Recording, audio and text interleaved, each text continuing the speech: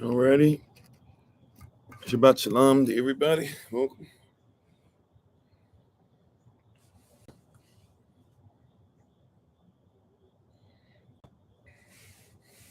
Welcome. We'll get started in a second. Trying to get Facebook up and going.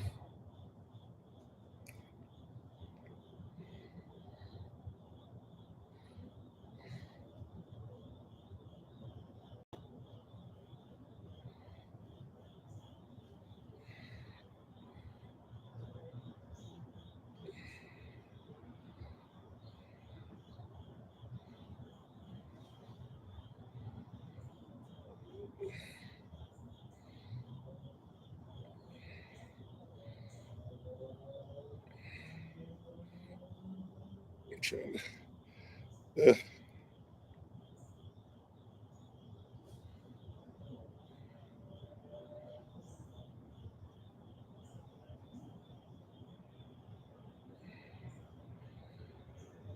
Let's see.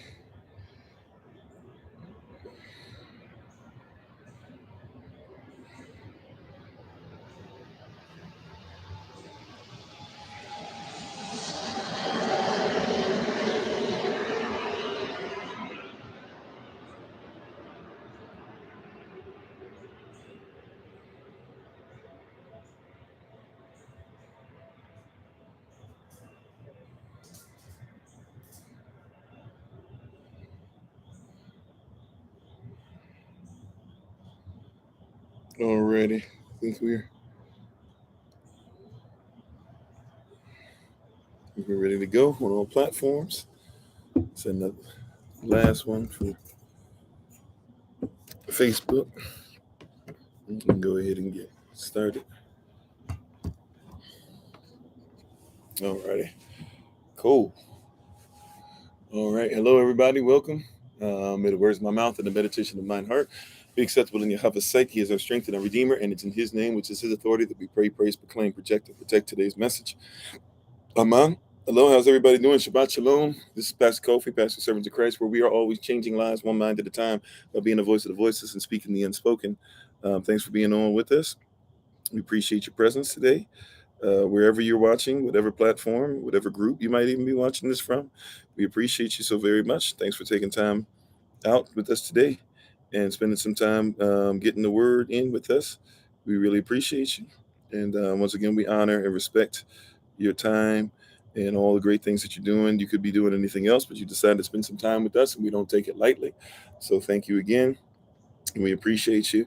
We're going to go ahead and get into this. We don't have as much time as usual since it's a Saturday. Oh wow, interesting. I don't know what's going on with my there must be some kind of effect on here. Interesting.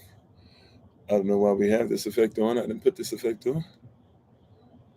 Let's see what's going on. I don't know why this is looking like this. Yeah, whatever's going on, something's happening where I can't be seen.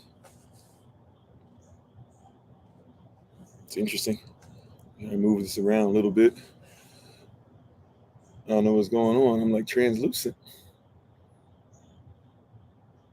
Let me see. I don't know what they did on TikTok. They got me looking all a little off. And this caused me to not show up. I don't know what's going on.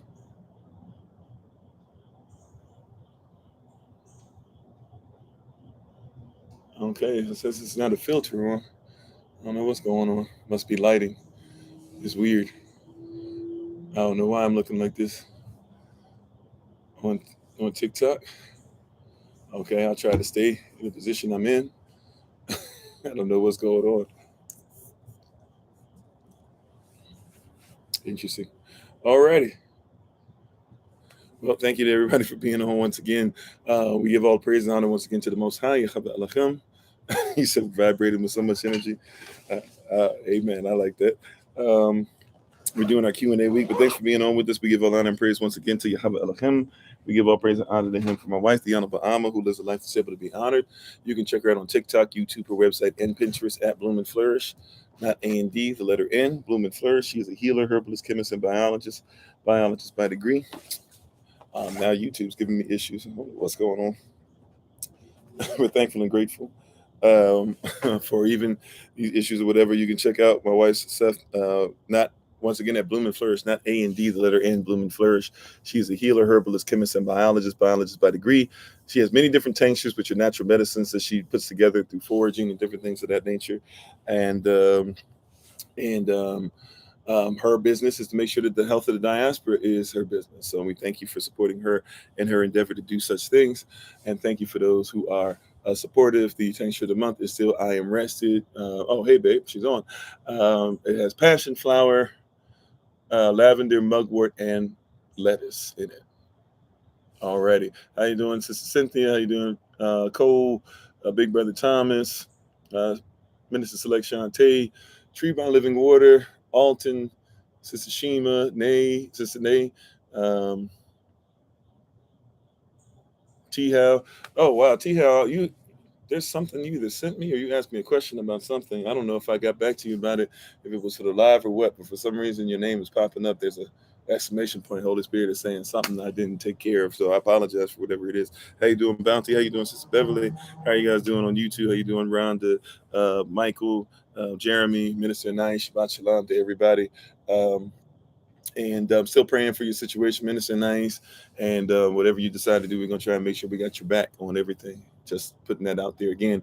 Yes, Yashra is the way. Thank you, Patty. Appreciate that. Hello, Aphrodisiac. How you doing? Thanks again for the compliment. Uh-oh. It just skipped ahead. If I didn't say your name, I think I caught everybody. Dark Doll, thanks for the love. Thanks for being with us today. Amen. And my wife, as a reminder, she does wildcrafted stuff as far as the herbal usage and things of that nature. How you doing, Sister Felisa? All right. So we're getting back into these questions today. So we actually don't have as many questions. We got pretty much close to the end of them. So I'm going to start off with a question from yesterday. I'm going to attempt to do the helix curve and some IO thing. I'm not 100% prepared for them, though. So if I kind of tap out on those a little bit, I'll try to come back to them. But I'm just being honest about those things. I'm not 100% where I feel I need to be, but there are questions that are on the board. If you have questions that you'd like to be able to ask, feel free to speak on those things. Let's see.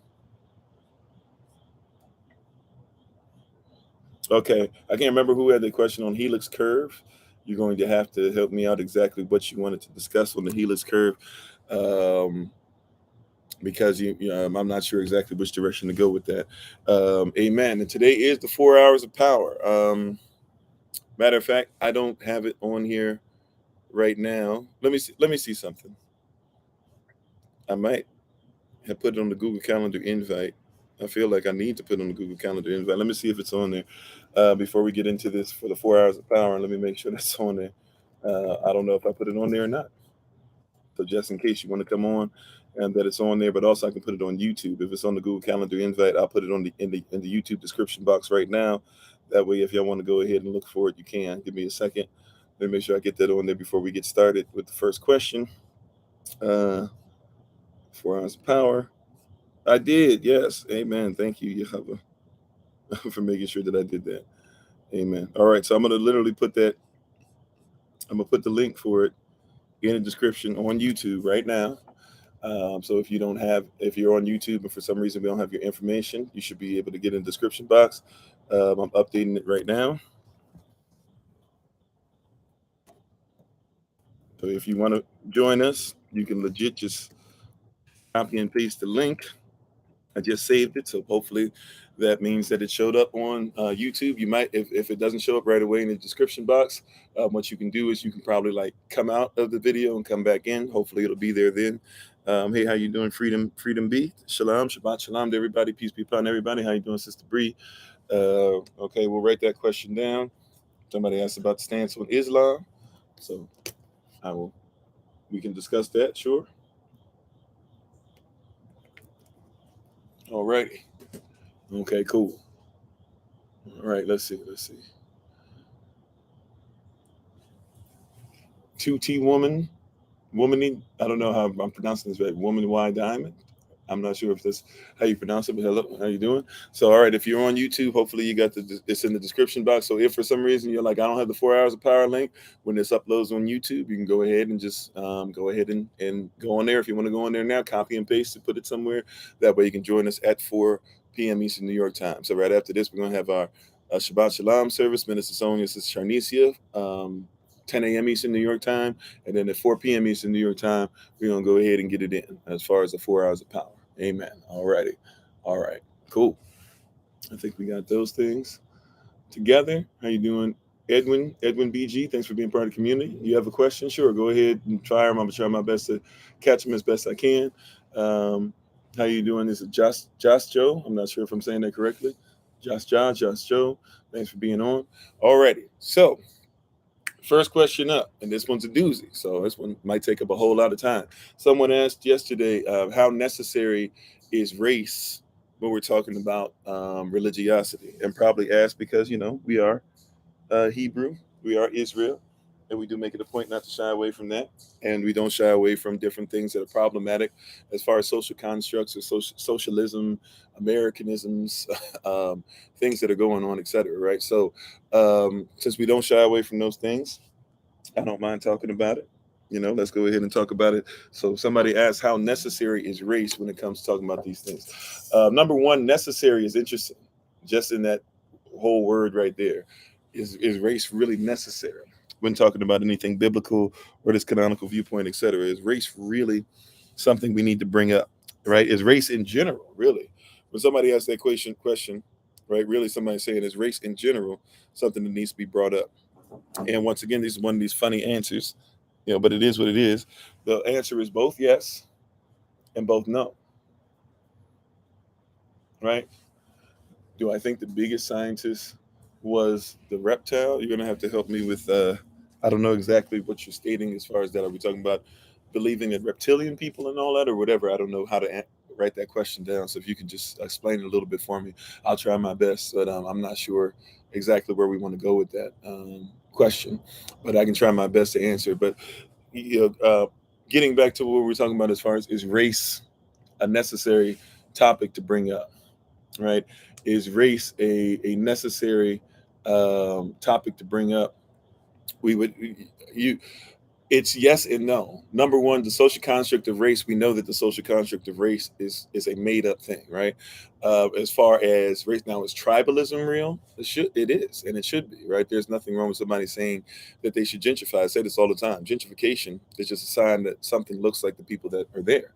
So you should be able to have you know conversation about different things as far as social construct. There should be nothing that's off topic for us to be able to touch if somebody has a question or something that has to do with our life, right? Yahweh wants us to be whole or holy. We talk about, so holy or whole. We should talk about those things. How you doing, Granny? So race in and of itself is not problematic. Just talking about race in and of itself is not an issue. The problem is what, when we say race or racism, we're having a conversation to where we're trying to say stuff like, I don't see color, or a group of people never. It doesn't matter what group of people you're part of. It doesn't matter the culture you're part of. A lot of people have that argument. So now we get into a deeper conversation with that. How you doing, Cloud? Thanks for being part of the community. Now we have to answer that question in a different way, because first and foremost, right? It's my pleasure, Jeremy. Thank you. So it's first and foremost, we got to have an honest conversation here, right? Does culture matter? See, before we even get into race, it all starts with culture. Even what your mindset is concerning the term race, really, we're talking about something that's cultural. You say, you feel me because you don't understand me. If you did, you would probably lose touch with your sanity. Okay, all right. I don't know exactly what that is or whatever. I guess you mean you don't feel me, or I don't know. But thank you for being on. Appreciate it. So when we're talking about, in this Q&A week, in this Q&A session, when we're talking about race, the term that we're using in the social construct manner, does race matter? We have to say it like this: the only reason why race matters is because people have made it matter. right? Now, the question is, who are the people that made it matter, and how do we get past it, right? If does race matter as far as the social construct and things like that? Why does it even come up? See, we will say race doesn't matter, right? And that's great to say. Now, if it doesn't matter, then the next thing we have to do is say, okay, well, if race doesn't matter, right? If race doesn't matter at all, then why is it brought up so much?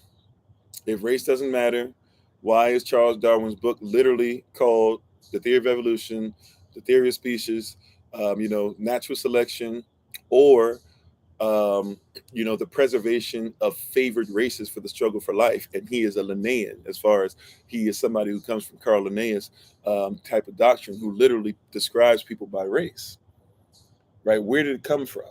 Even before him, you have to talk about the Pope in 1493, right? Really, they were doing this in 1452, but in 1493, they officially made the doctrine of discovery a thing, right? Why did they do that? Because Christopher Columbus had been sent looking for people to enslave. And so when he came back in 1493, they made the doctrine of discovery to say that any land that is discovered that doesn't have a white Christian male on it is can it doesn't matter if people live there or not, you have discovered it.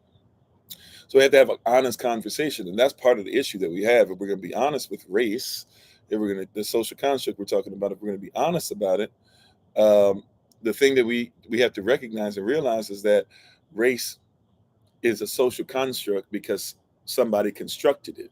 Somebody in their socialism constructed this thing that we now know as race, because race used to just be a competition. Correct? That's all race meant. Like when we were children, if somebody said, let's race, nobody was thinking black, white, Latino, Chinese, Austronesian, Melanesian, right? Polynesian, etc. Like nobody was thinking that. We just thought, oh, we're gonna run. We're gonna see who can outrun the other person. How you doing, India? Thanks for being on. So race is a social construct, but now why do we think about it as a competition in which certain people are on top and certain people on the bottom? And when we put ISM on it, it's a system, right? ISM makes a word a system. Thanks for being part of the community, Aaron. Appreciate you. So racism is something where we're declaring that there's a system where there's competition. So how did color get involved? Right before we even get to the Bible, right? People just go straight to the biblical. Well, Yahshua said this, or Jesus said this, or Elohim said this, or God said this, or Allah says, or et cetera, et cetera. Confucius says, blah blah blah. This that. Why we get into this fight over culture before we first actually say, well, first let's talk about the culture that gives you what you now call race. Why do you think of race as color? Yeah, thanks, babe. Appreciate it. Yeah, we show official documentation here. Look up these things, right? What is the doctrine of discovery from 1452 made official 1493? What is the lost cause? Late 1800s. What is the white man's burden? Kind of sort of 1700s up until now. What is manifest destiny? Pretty much mid 1800s up until now, right? Even Rudyard Kipling, who writes the Jungle Book, he writes a letter saying, continue manifest destiny. Why is race a thing? Is race something that's there because we made it up, or is race something because somebody else socially constructed it? Right? And thank you, moderators. Appreciate you. How you doing, Sister Tracy? You said you were a nation, not a race. Well, what is a nation? What's the definition of a nation? See, before we go there, see what I'm saying? We're a nation. We're not a race. Why do we talk about race? Let's start there. So we can't solve the problem. You can't be a problem solver, right? Unless you actually are going to be willing to solve the problem. Right? Real quick. This isn't a mathematics class. Oh, that's what I forgot. I was trying to figure out what I didn't have. I don't have my eraser. That's what I forgot. I knew I was forgetting something. I might have to use it. I might have to use a sock today as my eraser. Oh, I can't even use. Oh, I can use this one. Hold on. This is one of our jump park sites when we go to the trampoline park. So it's got rubber on it. You might hear some squeaks every once in a while. Okay, right. This is simple math. Let's do the maths, or the mathematics, if you will. Right. Let's do the maths, if you will. Because we do this weird thing where it's like, yeah, race doesn't matter, race, blah, blah. You're just bringing up stuff. You're doing, first of all, I didn't make up the social construct of race. I didn't construct it, right? I want to give you a couple different things.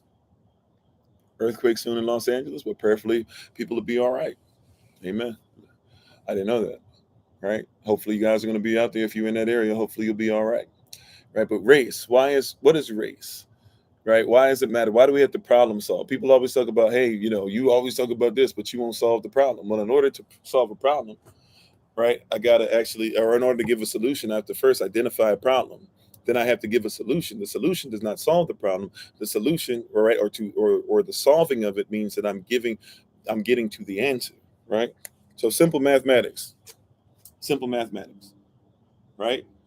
If I say x plus y equals z, right? This is simple. Now, some of y'all gonna lose and be like, "Oh, he talking nonsense," but just hear me out, right? Something simple. X plus y equals z. How do I know what z is? Z is supposed to be what? The answer, right? So if I don't know what the answer is, right, or if I say I have the answer, I only have the answer based off of what x and y is. I need to know the value of it. What's the value of the question? What's the value of the mindset? What's the value of the culture? Why are we even here where there is a such thing as race? Why won't we look for what actually happened? Right? If you don't have a problem, you don't have a what? If you don't have a problem, you don't have a solution. If you don't have a solution, you don't have an answer. Right? The answer is Z. You got a problem and you're trying to solve it, right? Or some people don't like it that way, so fine. This is the problem. Now you got to solve it in order to get the answer. However you want to look at it, I've got to know the value, right? Let's do the maths. So, what's happening a lot of times in these interesting conversations and these arguments that we keep on having, as different communities and societies are trying to figure out each other and trying to tell each other why they're wrong or why they're correct. Here's the issue: we don't have a proper foundation. If I were to tell you 1 plus 1 equals 2, most of us would agree with that. I know there's somebody going to hit me with well, 1 plus 1 can actually equal 3 and da da da. Right? Let's just keep it simple for today, right? Because some of you are right, depending on what culture, what kind of math you're trying to do, right? But if you're telling me 1 plus 1 equals 2, yeah, because we know the value of 1, we know the value of 1, and it should equal 2. Problem is we're all looking at the same thing, and we're saying some of us are right or some of us are wrong. You know why? Because we don't have the proper denomination or denominator. See, the denominator should be the same. Yes, there is only one Yashvai. We agree with that, right? That's what I'm talking about now. So the problem is your denominator or your foundation is not the same. What do I mean? Well, in order for this to work correctly, it is not just 1 plus 1 equals 2, but in order for this to work correctly, the denominator or the foundation of what we're talking about has to be the same. The reason why 1 plus 1 equals 2 is because 1 over 1 plus 1 over 1 equals 2 over 1. Correct? How you doing, servant of Yahweh, right? Or of Yahweh. So 1 over 1 plus 1 over 1 equals 2 over 1. That is why we can make this work, right? That is why this works, right? Because we agree on we're not just agreeing on the surface, we're agreeing even in the foundation, right? The problem is that it's not making sense because all of us are seeing the same equation on top, right? We're seeing the same equation on top. We're seeing the same thing. But what's problematic is that some of us are doing something more like this. We're trying to get the same answer, but we have different foundations. And so even though we're arguing, we're saying we see the top, we see what's going on, we see at the surface level, we're not admitting we're seeing the surface level, but we won't admit that something's off on the bottom. So it should be the correct answer. We know that we want 2, but somehow, some way, we got something going on. Well, I would submit to you that the foundation is off on your argument. Yeah, exactly. My wife even says, what date did race even stop mattering? See, we just go, oh yeah, Martin Luther King Jr., he died, and we got it together, and see, we're all Americans. No. Why did he get killed? Not die, but why did he get killed? Why was he assassinated? Why did it take till 1992 to celebrate his born day? So you think that especially if you were 80s baby, you think that you were raised that every day was MLK Jr. Day. No, it wasn't. Right? That's the Mandela effect. Right? And then we have this thing where people just say everything's whole, everything's cured. No, it's not. We have an issue. Right? And the issue is that we sweep race under the table. Now, even though race might be a social construct, it does not mean that it's not something that manifests. And that's the problem. That's the problem we have to have. See, let me give you something. Let me remind you something. I'm going to look up a legal definition because here we're about law, legalism, things like that. Making sure that we comprehend how law works. You got to know how law works in order to talk correctly, right? To speak on these things correctly, right? So let's speak on some law real quick. How does law work? How does law work? Right? What is the natural law of things? What is the law in general? What is the common law of this? What is the substantive law concerning this? When we're talking about these subjects, what is lawful for us? What is the definition? Let's look up a legal definition. I already got Islam on there, whatever. I'm going to order of questions. Okay, it is Q&A week. I'm sorry if I'm not getting to your question right away, but I promise you will get there. All right. Thank you very much. So when we're talking about stuff, law as far as eviction, that would have to be a one-on-one situation. We'd have to talk about because it depends on what you're going through, right? But I'm gonna keep on talking about what we're saying, right? As far as this question, race, right? Does it really matter, right? Before we talk about does it matter in the Bible, does it matter in general, right? So let's look up something. Let's look up the legal definition of interpretation, because there's only one interpretation of law. There are many applications, but only one interpretation. Okay.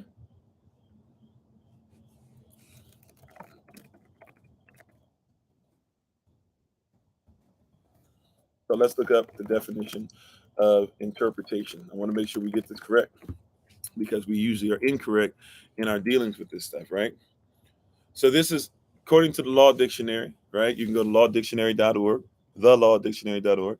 Interpretation, all right? This is what its legal meaning is, this definition and legal meaning. It is the art or process of discovering and expounding the intended signification of the language used in a statute, will, contract, or any other written document, that is, the meaning which the author designed it to convey to others.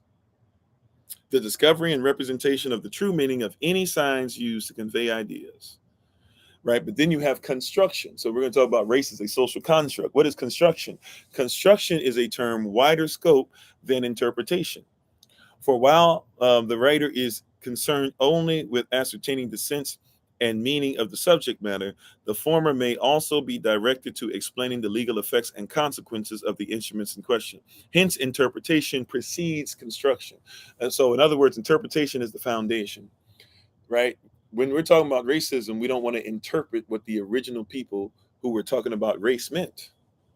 So we have a problem, right? We want to have this dialogue, but we don't want to talk about when this thing called racism started.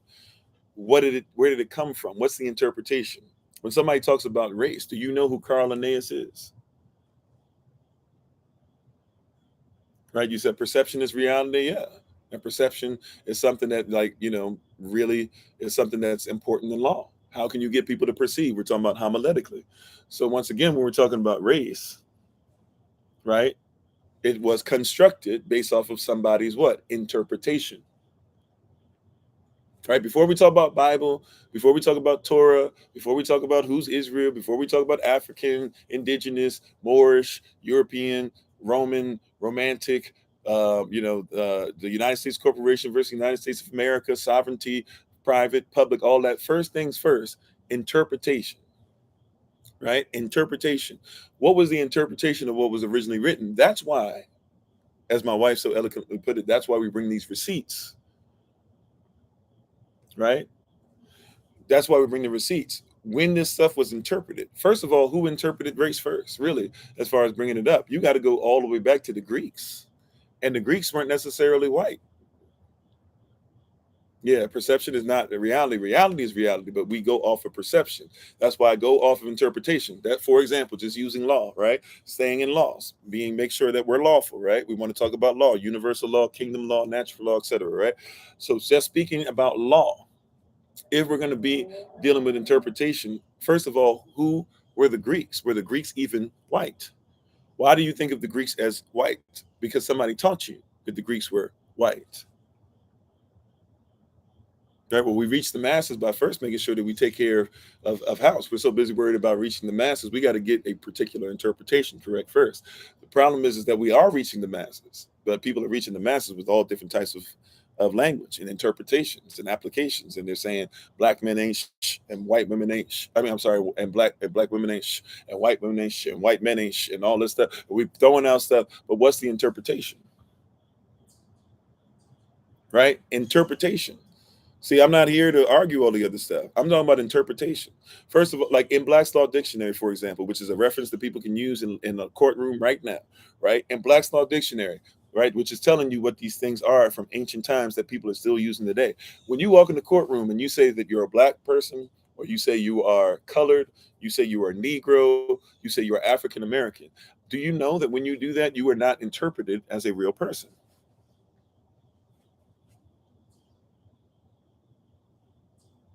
Right? Y'all see that?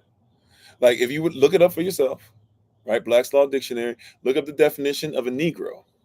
And by the way, it's not called Black's Law Dictionary because it's a dictionary just for blacks. It's an actual, it was a white man who was a lawyer who wrote down a bunch of stuff. His last name is Black. Look up Black's Law Dictionary, right?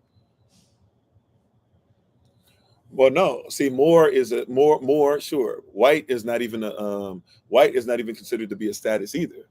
White is a made up word, right? White is a made up color.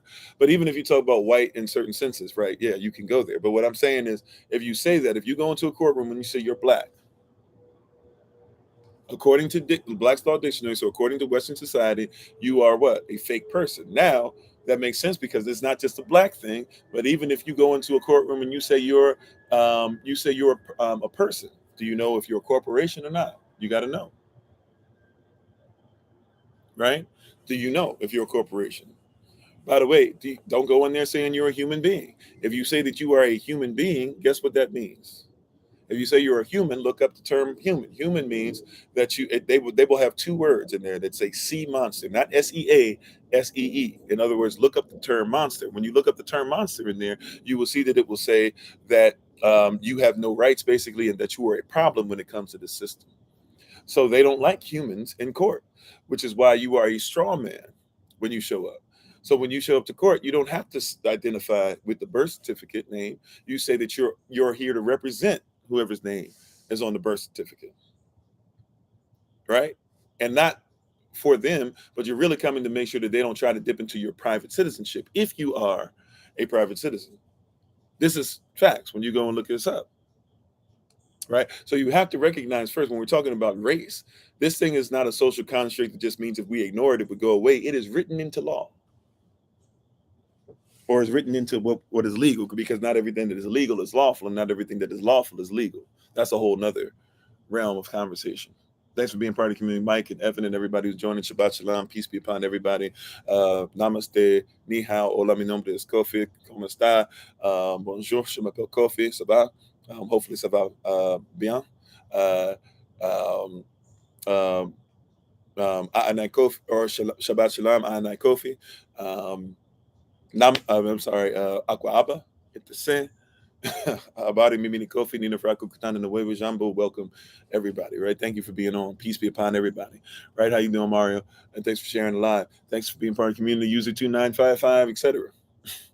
Shabbat Shalom, Minister Sonia, how you doing? So when we're talking about race is something specific, right? Race is something where it's a social construct, but construction is based off of interpretation. So if you want to know if the construct is real, see what they'll say it's a social construct, but it's made up. But the problem is that society is not made up. So if a society made up constructed something, then it is something that is real and it is manifested into something that is real. See what I'm saying? So somebody will come up to you and try to be like, oh, it's just a social construct. Well, a social construct means that a society constructed it. So now we got to interpret that society through that society's culture. Remember, interpretation is a specific language that is used. So I have to figure out what that society means when they say in Zulu, I see you. I always forget that when I know they say I see you in Zulu, right? But I always forget. I got to get my pronunciation better on it. But thank you for that. With Sawubona, I don't know how you're sure if I'm saying it correctly, but thank you for that. I always forget that, but I know, yeah, in Zulu culture, you say I see you. That's your greeting. I see you. You know, like somebody be like, I see you. We even do that in the United States of America. It's in our bloodline. It's in our DNA memory, right? But you got to get to what the social construct. We're going to talk about social construct, right? Mic drop. I'm sure you have to I guess just send it to me or DM it to me if you can. Because I'm probably just not going to remember it. In all honesty, no offense. It's just we got a lot of comments and stuff that I'm talking about today. I'll try to remember, but if you can, just send it to me. But yeah, like, so we got to talk about if it's a social construct, right? If it is a social construct, thank you, appreciate it. So if it is a social construct, then it means that a society constructed it. Now we got to do something that dig deeper. Who constructed it in the society? Was it everybody? Was it a certain group of people? Was it the people in power? Who had to sign off on it?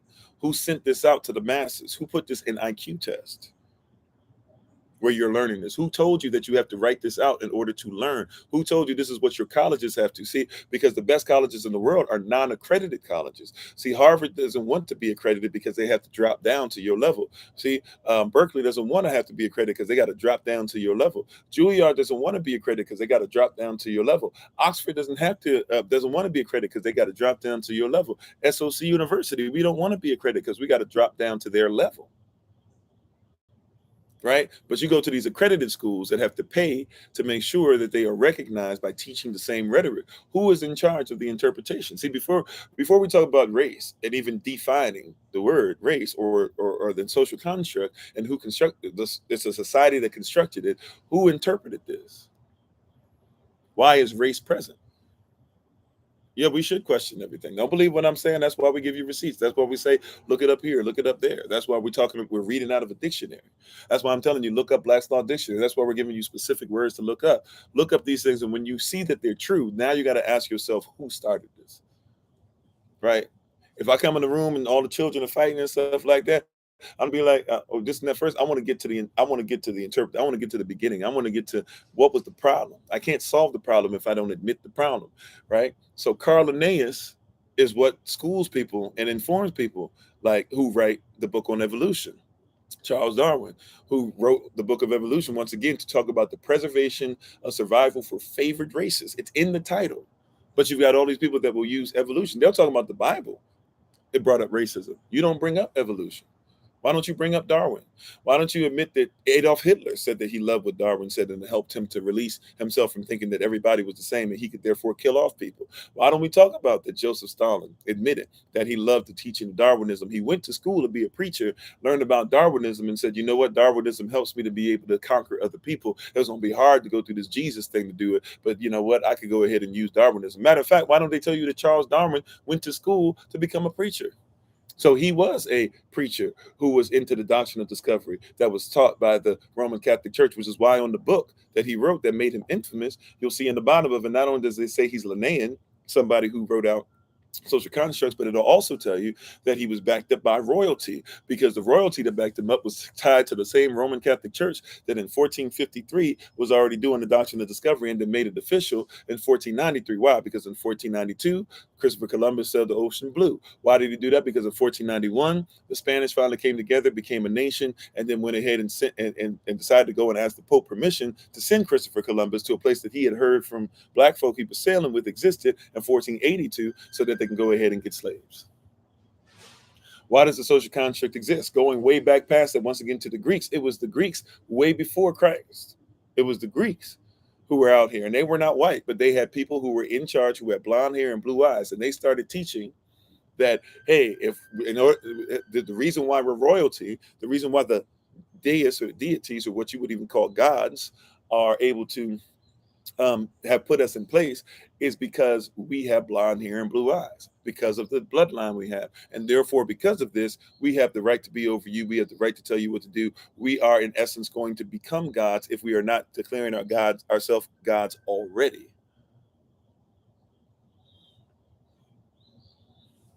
Right? So if we're going to talk about this, we got to have the interpretation. This is not just as simple as black and white. Somebody made it white later on, but see, you got to remember, white's not even the color. There is no such thing as a white person in reality.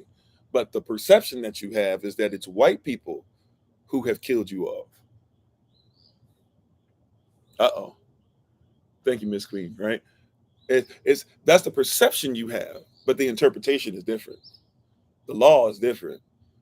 The story is different than his story. You've been going off of a different historical law, and you've been using that as precedence. But it shouldn't be, that precedent shouldn't be present in your life. Thank you, user 5570, for being part of the community. Yeah, and we ain't really ready for this conversation as a whole, as a group. How you doing, Mr. Funny Bone? Thanks for being part of the community. Like, we're not ready for this type of conversation because we were not interpreted correctly. Before, it was a white person telling you to separate. There were people of color. The Greeks were people of color. The Romans were people of color. Julius Caesar was black by the social construct. If he was around today, we would have called him black. Septimius Severus, he was an emperor, Roman emperor. You would have called him black, African. And he did the same type of stuff that the other emperors did. But you only think of it as what? You don't think of the culture, you think of the color. See, color is important, but color is important because it tells you what tribe somebody belongs to, or it's important because it's part of who you are. It shows how much melanin and all those things. But color is not always important as far as culture. There are some white people out there that know more about chemistry than you do, and live by it more than you do. Those of you who say that you're Afrocentric and you're into chemistry, some of them live by it better than you do. They do the 42 Confessions of Ma'at more than you do. See, it's about a culture. Now, I'm not here to tell you that color doesn't matter at all, because that's nonsense, right? But it's about a culture. There are some people that read the Bible, right, that don't look like you, but they actually treat people with more respect than some of them do. Heck, even if they are not what we think they should be towards us, at least they respect their wives. And you'll never see them out here talking about all white women are trash. And you'll never hear them out here talking about all white men are trash. But we do that. Now, somebody placed that in us. They placed the seed. Thank you. Is it Kathy and YSMF David? Oh, thanks for coming over from the other one and asking you, right? And the Riverman, thanks for being part of the community. We appreciate you. And everybody who's on all the platforms, TikTok, YouTube, Facebook, we appreciate you. Those who are watching live, watch this later on, thanks for being on. So we have to admit that there's a problem with the culture. We are sick in a culture, and there's a culture that we're giving, we're putting up on a soapbox that we have established, that we have lifted up, that we are saying is greater than everything else. Right? That is the culture that we're actually lifting up that says that we should have this, right? But the reality is, so when we talk about this race matter in the Bible, the only reason we got to bring up the social construct of race is because the Bible was changed, altered, and used to deal with that race. So it's not, the Bible therefore has been misinterpreted. That's why we talked about the importance of what? Interpretation. How do you interpret what the Bible says, right? How do you interpret it if you read in your Bible, it's in some of your Bibles, that Solomon was white? It actually says that. However, Solomon it comes from David's lineage, and Samson is part of David's lineage, and Samson had locks. And Yashua is part of the lineage, and it says that Yashua was so dark that he was hidden in Kemet, which means his mother was so black that she was also hidden in Kemet, which means that his stepdaddy Joseph was so black that he also was hidden in Kemet, but they tell you he was white. See, that's a construct. But because it's a social construct, it's become real. Somebody in the 1800s, when they started kidnapping, our people, and legit, some of them that they had in Negro, when they decided to call West Africa Negro land and Guinea, you can still see it on maps up to the 1700s. When they started doing that, they even wrote down on the map some of the people that they were conquering. They said that they were the scattered people of Israel, and they were saying that there was also a place there called the Kingdom of Judah. So when somebody knows that's there, but then that's the 1700s and the 1800s, right? So that's the 18th century and the 19th century and the 1800s. What did they do? In the 1800s, they start talking about Cain was marked, right? And that meant that he was once white, but he became black. And they also, in the 1800s, they started telling you that that Africans are cursed so they can become slaves, right? Back to the doctrine of discovery, the Roman Catholic Church, 1493. It's all linking together. They told you that it was a social construct. They took an interpretation, changed it so you would misinterpret it, and then gave you a construction. These are legal and lawful terms. I'm not coming outside of law. Right in the law tells us this. Thanks for being part of the community, Cheney. Right. It tells us. Right. And then they said, well, Ham was black. But what they said was that Ham was cursed. And that's the lie they told you. And it would have been a better lie had they actually told you more truth. Because the truth is Ham was not cursed, but it was who was cursed? It was his son, Canaan. And Canaan was cursed. Not cursed as far as he's just a bad person, but he was going to have to serve Shem, which is why Israel, coming from Shem, ends up going into where? Canaan later on. And Abraham himself paid a tithe to Melchizedek, who was the king of Shalom, or the king where Yada Shalom, or the king of peace, the king of Salam. He was the king over a place called Peace. And Abraham gives him a tithe, a tribute, and later on Abraham's seed will come there, because it's the place that he gave tribute to was the same place that there were servants there waiting, Canaanites, right, from Ham, that were cursed to do what? To serve Shem when Shem showed up. Right? But if you go by somebody else's culture, you will misinterpret it. See, when racism enters, that's why we have to talk about race. It is a social construct. That society, if society is real, then what they've constructed is real. So if society is real, then they reconstructed it. Just like they reconstructed. A lot of y'all think Moses went down the Nile River. Moses never went down the Nile River. Right? But they constructed something to where now you got this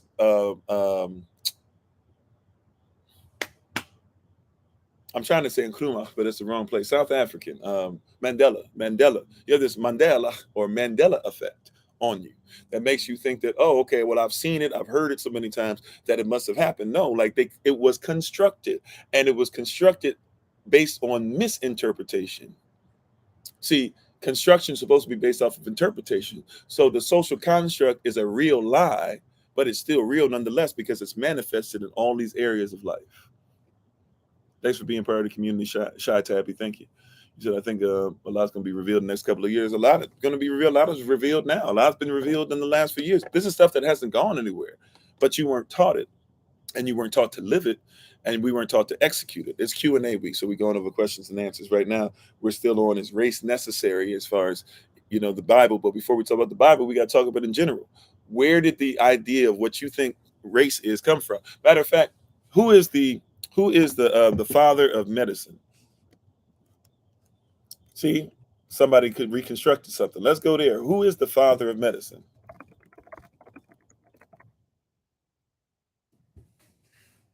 Depending on which race or construct or things, you might say something different. See, some people will try to say it's Hippocrates, right? Right. If we said who is the father of modern medicine, you'd have different people. Some people might say, some people might say it's William Osler, who did all types of stuff against black people.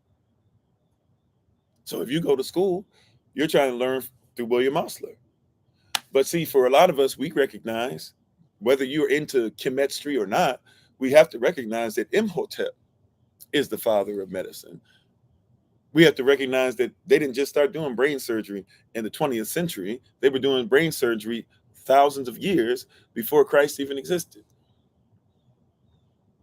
Right. And even the Greeks, they took the knowledge from Kemet, and they still misplaced it because they changed it to put it in their religiosity. Right. Well, if you don't know any better, you'll just go by what they say. You'll argue, our own people will argue about evolution, and they don't know there's 6 types of evolution. They're really arguing the 5th type of evolution, and they won't even realize that what you're arguing is Darwinism. Yes, I know there's other people that said stuff, but they agreed with Darwin, and Darwin agreed with them. And Charles Darwin literally wrote the book. I keep having to mention it, but we have to show you because a lot of people just see this stuff. A lot of people don't even know where to research or have never researched this stuff or whatever. So I got to show you again. I apologize for bringing it up. I won't stay on it that long, but the full title tells you everything. The full title tells you everything, right? This is actually not even the full title. It should say : the theory of evolution underneath the origin of species. But nevertheless, the origin of species by means of natural selection, right? So this is a theory, right? But they took that theory part out of this particular one, right? But the origin of species by means of evolution, or what does it say next? The preservation of favored races in the struggle for life, by Charles Darwin. And who supported it? He is a fellow of the Royal, that means royalty, kings and queens back this up. Geological, so people who are into geology said it's about races. And it said what else? Carl Linnaeus, who legit broke humanity down into 4 different races. Charles Darwin said, I'm going to take it to the next level. And he did. He actually expanded the group. And when he doesn't talk about white people, he's talking about everybody else as an animal or as a savage. Read the book, right? This was written in 1859, right in the middle of Manifest Destiny. And he was the only degree he ever got a degree in was a preacher. You said there's updated non-race-based evolution theories and studies. Sure. But a lot of people still point towards Darwinism, correct? And even some of those go away from Darwinism, but they still say we got to keep certain principles that Darwin said, right? So we wrestle not against flesh and blood, but against principalities. We can defend it all day. I'm just telling you, fine. If you're saying I don't have anything to do with that, I believe in another form of evolution. I told you there's 6 types of evolution. I'm only talking about one, but I'm trying to give you an insight onto some of these things, right? Because even if you want to say, hey, since then they changed it, what I'm saying is in 1859, before we existed, before they changed it, people were making stuff off of this. How do I know this? Because not only Linnaean was talking about eugenics, but Charles Darwin's cousin then writes a book on eugenics, correct? Maybe you don't know that. His cousin wrote the book on eugenics. It was a family endeavor, family of preachers, God-fearing people, right? And it's not talking about even picking the races. It says it's a preservation of favored races. So guess what? By that conversation, by this title, when you're reading the book, the whole book is designed to do what? To tell you specifically, hey, we need to preserve. If we preserve the white race, white man's burden. If we preserve the white race, manifest destiny. If we preserve this type of civilization, right? Because civilization changes from culture to culture, from person to person, from tribe to tribe. So we preserve this civilization and we bring it to everybody else. Doctrine of discovery. When we do these things, that we say the South should rise again. Lost cause. When we leave the South in 1860, Virginia wrote this. South Carolina wrote this. Georgia wrote this. I think, well, Florida kind of sort of iffy, but I think Florida wrote this. Texas, I believe, wrote this, and a couple others I can't remember. When they left, when they seceded, they said that slavery was both something that was positive for the bond and the free. That means the black slave or because it was natives too and other people, but they would say the N word, or the black slave and the white freeman, right? It was both of them that were benefiting from this. Where do you get that type of rhetoric from? And do you think that had nothing to do? Do you think that Thomas Jefferson, like, if you guys, a lot of y'all count George Washington as your first president, right? So first 4 out of 5 of them are going to be Virginia slave owners. Those are the ones that you say the first 5. Y'all say that's your big ones. And by the way, the second one, he was just not a Virginia slave owner. He was a slave owner who was in the White House, so he still owned slaves, right? John Adams. But if we take him out, George Washington, Jefferson, Madison, Monroe. 4 out of 5 of them, first 4 out of 5 presidents, Virginia slave owners.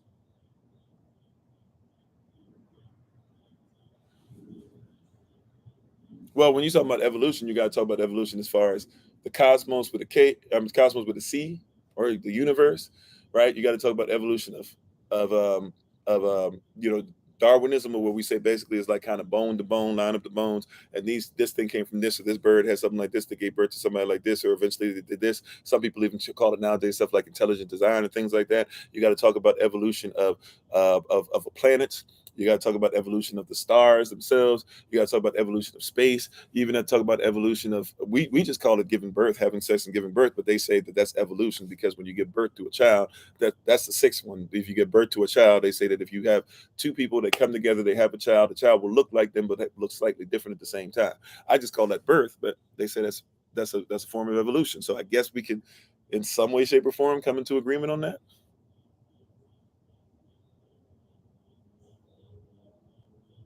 Okay, they didn't think God was involved with man. Nevertheless, Charles Darwin was sent by his father, who was a preacher, to get his degree in being a preacher. And what I'm saying is that preacher, who also was a lunatic. See, that's why Christianity doesn't mean the same thing that y'all think it means. Christianity, they knew that Christianos, you got to do the research. What is the interpretation? See, even in this stuff we're talking about, people are misinterpreting. What is the interpretation? Now, what is it that you want? What is the actual interpretation? Once again, what's the definition of interpretation? It's based on the actual language used by the actual person at a specific time, what they wrote out in the contract, the will, or otherwise. Before we get to the construction, interpretation always precedes construction. So what was the interpretation, right? What is the interpretation? That's what we're talking about, right? We're not talking about the application. We're not talking about what we want it to be. We're not talking about what others say it is now. We're not talking about we just changed our mind. And we're talking about what got you to where you are. What was the interpretation? What was the origin? We wrestle not against flesh and blood, but against principalities. The origin. What did it come from? We keep saying, oh, yeah, well, that's like when people say now, well, I didn't have anything to do with racism. Nobody said you did. You know what I'm saying? But people say that with the quickness. Get that on all these videos. Man, you generalize it. I'm so upset. I'm so frustrated. You generalize it. If the shoe fits, wear it. If it don't, take it off. Ain't nobody telling you that you gotta wear the shoe, right? Like there's Idi Amin, he was black.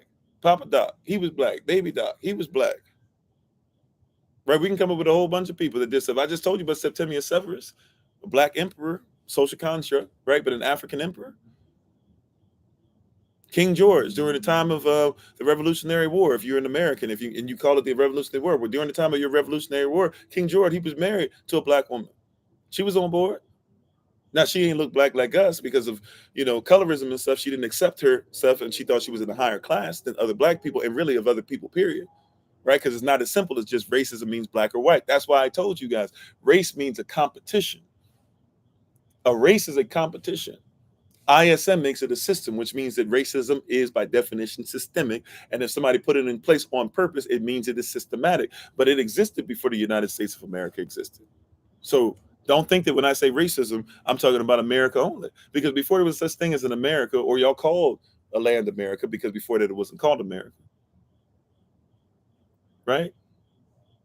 Like, yeah, you don't have to feel guilty about something that had nothing to do with you. You don't have to say, I'm saying you're guilty. I'm telling you that there are things that you can look up and look for yourself to see, am I telling the truth?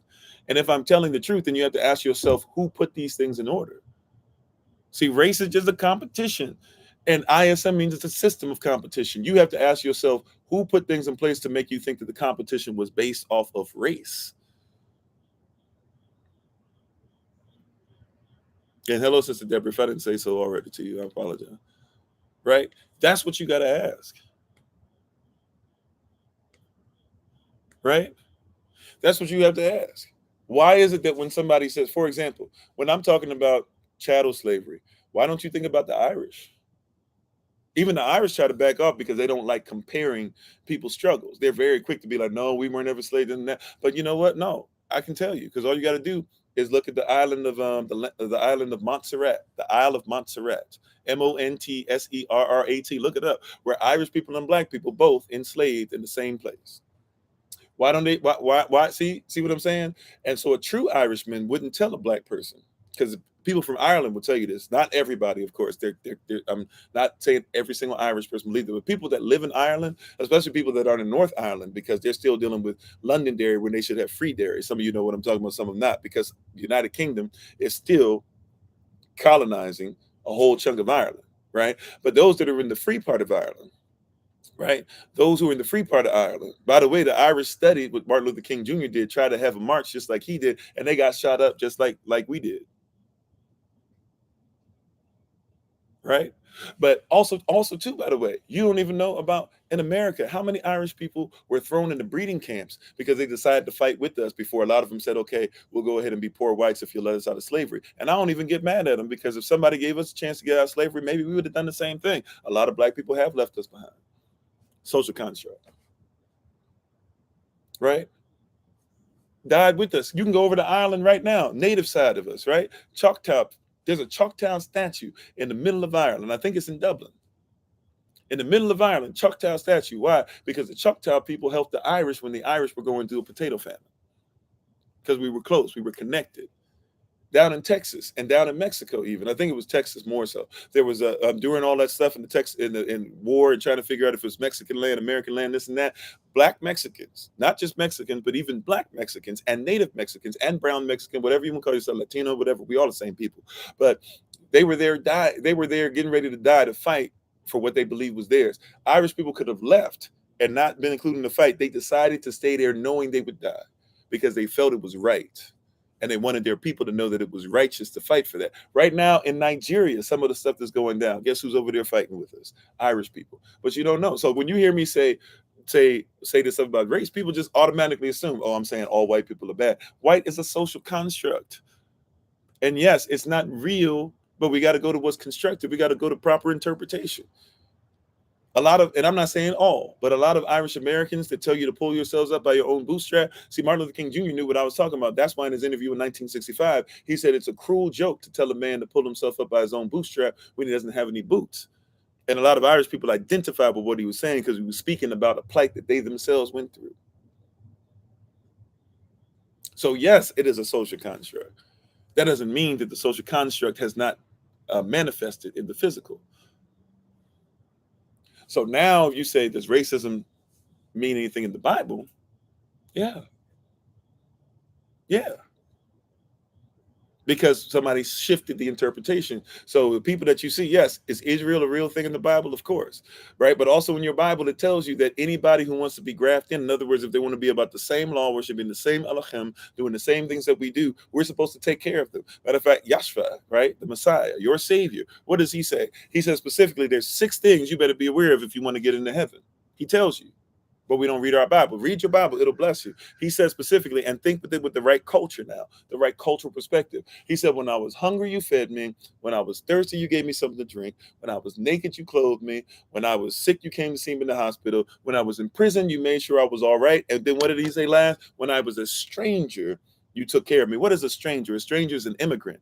A stranger is somebody who's not of your country, but they come in. And because you take care of the stranger, and because they are about the will of the Most High, then guess what you are supposed to do?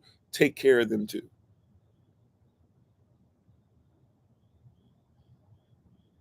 Right? Take care of them too. A lot of us have European ancestry, and we're all one at the end of the day. I'm just trying to tell you that the whole idea of race, the social construct, right? Yeah, yeah, the whole idea of the social construct is not what we think it is. Right? It came from somewhere, and somebody did it to keep power. If I say we should have a place where like-minded people can live and there should be no problem with it, and I don't have a problem with gentrification because we should have our neighborhood look like us, just like somebody should have their neighborhood look like them, somebody would try to equate that to segregation. I've never come out of my mouth and said that if you are white or if you are Spanish or if you are whatever, if you're not Israel, if you're not Swi, if you're not Ghanaian, you can't come in where we're going to get land at, where we're going to stay together. I never said that. I said like-minded, because not all skin folk is kinfolk. Even Romans 9:6, not all Israel is Israel. You said all this disappears when you look at genetics. It is purely power, identity, construct. I mean, yeah, depending on where you're led to, and even when you look at it, you're not necessarily looking at where you come from, because you can have a person that they say, a people that came from somewhere else, but they happen to move somewhere, a group of people that died somewhere, and they say that means you came from there. But nevertheless, I get what you said, because really, before there was a construct even of what you call the birth certificate, or before there was a construct of what you guys call, let's do it like this.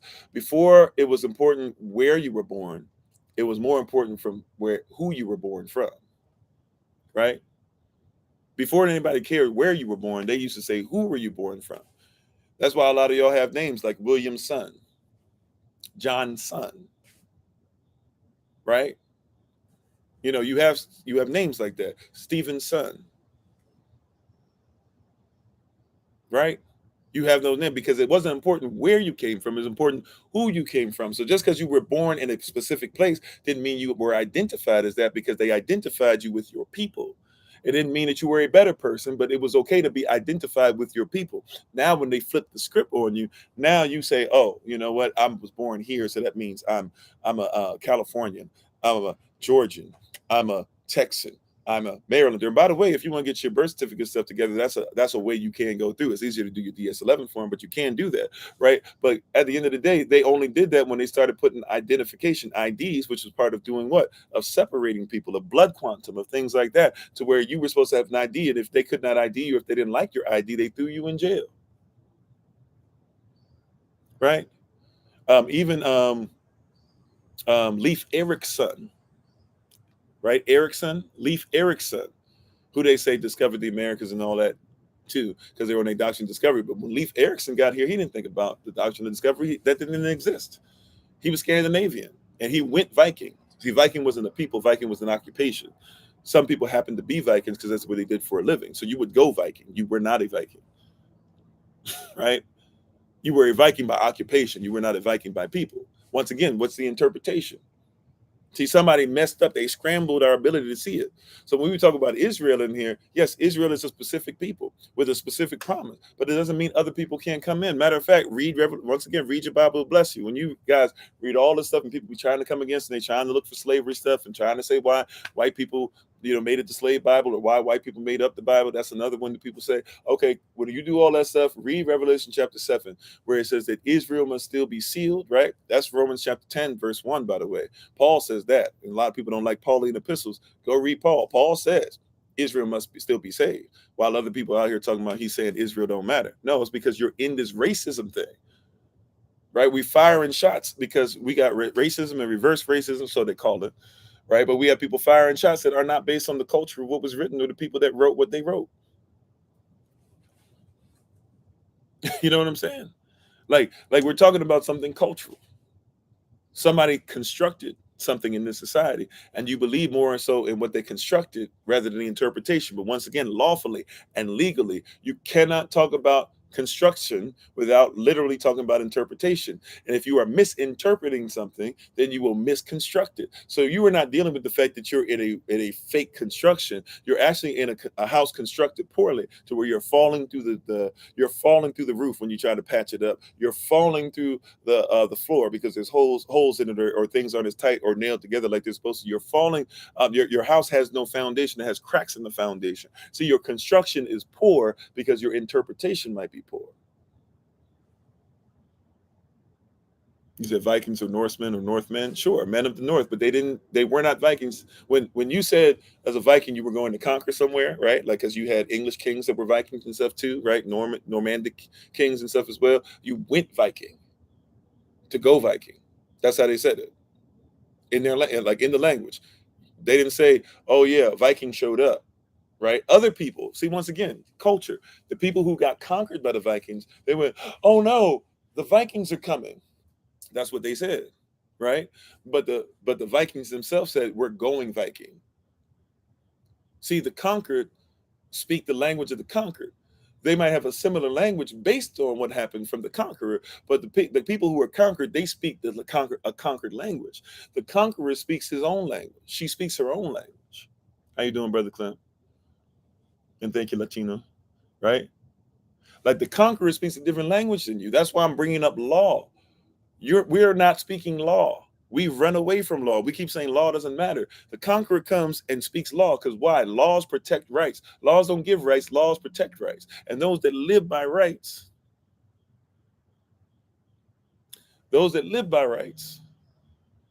right, are not right, are people that will lose their rights. Those that live by law are people that will protect their rights. Hey, Brother Kenyatta, how you doing? Right? Those that live by rights, you lose your rights. A lot of y'all out there all the time. I have the right to do. I have the right. We have a right as a people. Give us this. Give us reparations. Give us blah, blah, blah. You're living by rights, but you have nothing to protect those rights. That's been the problem. That's why they came and took over Tulsa the way they did. Tulsa lived by rights to be able to make money, but they never protected those rights. So somebody came, since you didn't protect yourself, you got got. And you had people that were forming military. You had weapons. You had all these things, but you got got. Why? Because you didn't have anything to do what? To protect those rights. That's why they got Rosewood. Didn't have anything to protect those rights. That's why they got Wilmington, North Carolina. Didn't have anything to protect those rights. That's why you're having a problem now, because you're trying your best to go, and you say, "Man, when I move to that neighborhood over there, social construct, that white neighborhood over there, that rich neighborhood over there, when I'm a different class, when my business really start going, right? You spitting that Kanye. He was telling y'all before, y'all just ain't here. He said some black stuff, so we really liked him, right? But we missed what he was saying. He said, "Ha ha, you can't tell me nothing. You thought that because you got to another level, they couldn't tell you nothing. Come to find out, Kanye, they still can tell you some things.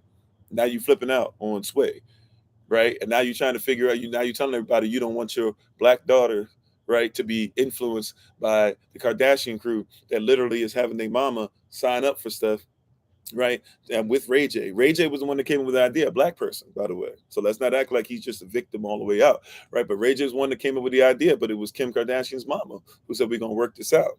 And she literally edited the tapes, if you will. She literally produced this. She literally watched them and was like, "I don't like this one. Kim looked like she getting dug in a little too much. It's not really complimentary to her in this one."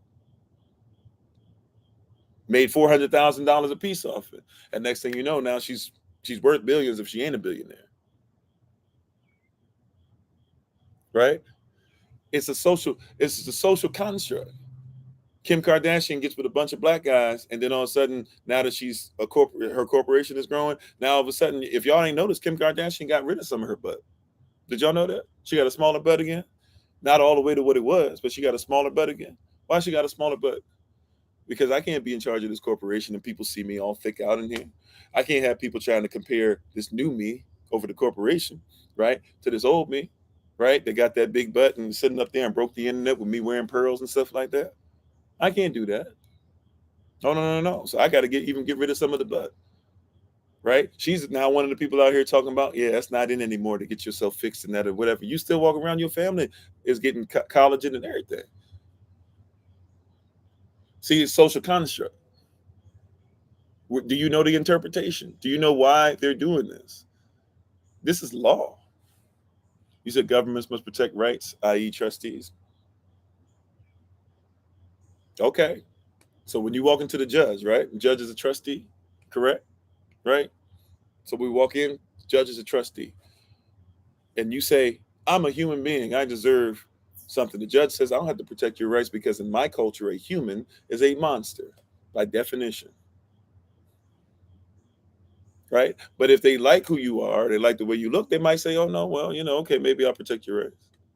You said covenant is the basis of law. No, law is what allows for covenant or contracts or whatever to exist. Law protects the contract, right? If you have a contract but there's no law to protect it, then what's the point? I'm just talking about a cultural perspective, right? When we say law, when we say the government, like the United States Corporation, we talking about the United States Corporation, United States of America. Are we talking about for a public citizen or are we talking about for a private citizen?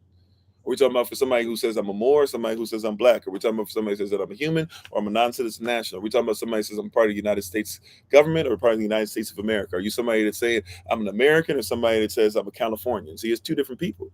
You think that a Californian is an American, but a Californian is protected by the state. The state is a country. The country therefore protects the rights by them and puts them on stuff like a do not detain list and also contacts all the other countries and says, hey, you got to protect the rights of the citizen because as a Californian, they want to be a private citizen. As an American, they want to be part of a corporation, and therefore they're giving up their right to be their own corporation. They want to go ahead and be used by us as the public. Law protects rights, but when you don't speak law, once again, what is interpretation? Before we get to the construction, what is the interpretation? Do you know the interpretation of law? And thank you, Michael. Appreciate you. Right? What is the interpretation of law? So even the question that somebody had earlier about Islam, right? What are my feelings on Islam? First of all, how do you interpret Islam? Right? My Israelite and Islamic brothers messed this up, right? Isaac and Ishmael. We brothers, first of all, right? We're brothers, first of all. So first things first, let's start there. That's my brother. And if you're Islam and you're coming against me just because you're saying because I don't say peace be upon the right person, and if you're Isaac and you're coming against Ishmael simply because they're not saying Allaham, even though they're saying Allah, and you don't even know in certain cultures that believe in Allaham and follow your doctrine, they would say Allah because Allah is short for Allaham. You're speaking the same language. But it's law. You don't comprehend law. We don't comprehend interpretation. Interpretation precedes construction. You're going off of construction and not even thinking about the what? Interpretation. We're having a problem. It's hard to be able to answer some of these things because we're having a problem. What is the interpretation? Do we know how to interpret it? Watch this. Somebody will say black men are terrible. Where you get that interpretation from? Who started that?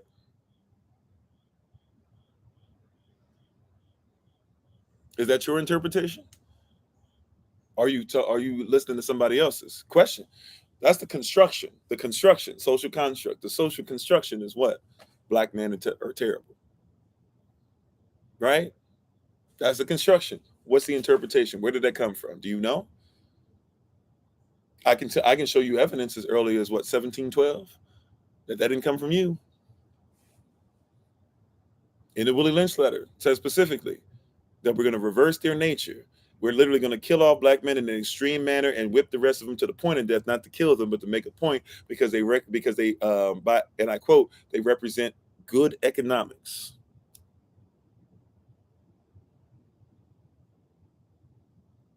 And so they said they reversed your nature. And they said that they had black women feel like they had to be strong and independent. It uses that language. You think that I'm a strong, independent queen, right? I'm strong, I'm independent, I don't need no man. You think that's your interpretation? That didn't start with you. And I'm not saying that you therefore have to bow down to us, because queens have always been somebody in our culture that we've lifted up, right? When they say, oh, this is the first black woman to do this, the reason why y'all get hyped about that is because you think, oh yeah, cool, we're finally being recognized by somebody else. We come from a culture that uplifts you. Like my wife even said, you talk about feminism. Gloria Steinem is supposed to be the mother of feminism, especially in the United States of America. There's others that people don't even talk about, like England has their own and other countries have their own, right? But everybody goes to Gloria Steinem. Gloria Steinem, admittedly so, is a CIA operative. And she went into your community and got a little 16-year-old girl to fill her head with stuff, had her write a book backed up by the CIA, and they sold it out to people and black women in the black community. And basically, a 16-year-old girl, she ain't got no experience, but the little 16-year-old girl told y'all that black men ain't nothing and you don't need them. Why? Because Gloria Steinem was, in essence, a mother figure to her. And she looked up more to her than she looked up to her own people.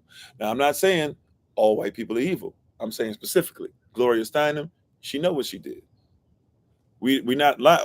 Like, there's evidence. You can look this up in files for yourself. I'm not telling you anything that's not evidence. That's why I keep trying to tell you, I don't want to give opinion. I don't opine. I want to give contextual facts. This year is the year where we're living in that which we have pursued. How are you going to pursue the right thing to even start living in it if you're not coming off of somebody else's interpretation? You said every program has an agenda, so does every kind of party. Sure. Everybody should have an agenda. It goes back to, once again, I have no problem with gentrification. I'm just saying, why are you going off of somebody else's gentrification for your hood, for your neighbors? Hopefully you have neighborhoods, right? And why are you going off of their interpretation for your children? Why do you send your children to their school and then say, like, let's just look at this real quick. And I'm not trying, like, we just gonna kill some demons today. We're gonna call them out. We're gonna plant some seed. I'm not coming at anybody. I'm not saying you the demon. I'm saying we coming at them. All right. So if the shoe fits weird, if it don't, take it off. If you dealing with some of this stuff, we calling out that demon in your life in the name of Yahshua right now. Right. It's gonna be done with right after this, as far as you not knowing what's going on in your own house. Why do you send your child to another people, right? Or another person who says that they got to accredit you? They have to say that they approve what they teach your people. And then you send your child to that school. And then you say, I'm tired of this. Why don't they teach about our people? Because it ain't your school. That's not your college. I know. Oh, I went to a HBCU. See who accredited those schools. Did you accredit them, or did somebody else accredit them? I went to HBCU. Did you start that HBCU, or did somebody else? I'm not trying to say every white person. I'm trying to get you to see there's a context, there's a culture to this. You hear what I'm saying? Did you start that school? If you didn't, they're not teaching you. Their IQ tests are not based off of yours. Their intelligence quotients. Intelligence is just about information. You have different information. Amen. We got to renew our mind. We say these scriptures, but we don't want to talk about it except for in the spirit, because we make the spiritual so mystical it's no longer practical. Let's make this practical again so that it lives right. Let's make sure we give this back to the people. Let's make sure we give this back to us. So let's make sure our children comprehend this on a basic level. You ready for this? Like, your children are going to schools telling you, Mom, Dad, I don't like school. I don't like this. I don't see myself in this. They're going to churches. I don't see myself in this. I don't like this. They're having dates and stuff with young people and stuff. And they're like, man, I can't figure this out. This relationship ain't working. I don't see myself in it. I'm not represented. Of course you're not. That's not our culture. It's not built for you. It's somebody else's intelligence. It's somebody else's information. Every time he says this, man, he always is talking about the generalizations. He must hate white people. No, white people, you had social construct white. You had to be taught that you were white people. Do you hear what I'm saying? Like, you had to literally be taught you're a white person. There was no such thing. The color white doesn't exist. White is not a color. By definition, white in its origin literally means that it is clear, it is absent of color, it literally is translucent. Well, not translucent, but you know what I'm saying? You can see through it. Actually, I think translucent might be a proper definition, right? Like I can see through it. So ain't nobody white on the planet. No such thing. Nobody is without any melanin. No such thing. No animal is without any melanin. No such thing. Oh, well, that person's albino. Yeah, they lack melanin, but they don't have zero melanin. If they had zero melanin, they would not be alive. You said you're not color, you are light. Okay, that's great. Guess what? Until people stop killing the light, right, we're going to keep on making sure that we tell people that we should get to a place to where we're light. That's the problem, right? Fine. If you want to say we're not light, we shouldn't see color, we're just vibrations, we're just this, we're just that. That's great. We can go there. We can talk about that on a scientific level. Problem is on the same scientific level, Darwinism, Linnaeus, eugenics, IQ test, all those things are there. So the same people are saying we are light are the same, right? If you believe that you are light, that's great. We could tell it, we could teach that every day. We can come on here, hey, you are just light. You are the light of the world. You're just energy. You're just vibration. All these things. That's great. Even though there's more to you than that, because energy can be lost or created, because that's why they had to come up with the theory of neutrinos and neutrons, right? Neutrons are not a real thing. They're a theory, right? But we came up with that theory because we couldn't explain what was happening with protons and electrons, right? But even if we use those theories and all those different things or whatever, we still got to admit, at the end of the day, you're sending your child to a school that was built by people like Thomas Jefferson. You don't even know, like, I won't say you, but we don't even know. We don't know this, right? Why are we not aware of what Thomas Jefferson said? Why don't they teach that about Thomas Jefferson? What did Thomas Jefferson say about your schools when he helped to create them and construct them? Social construct. School is a social construct. School, a school of fish. When you see a school of fish, do you think about education? Uh-oh. Interpretation. That's why we got to get past the construct. Uh-oh. When you think about what? Stop killing the light. I like that, right? When you think about school of fish, do you think about education?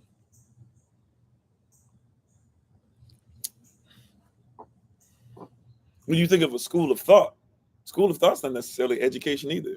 Thank you for appreciate that love, Miles. Right?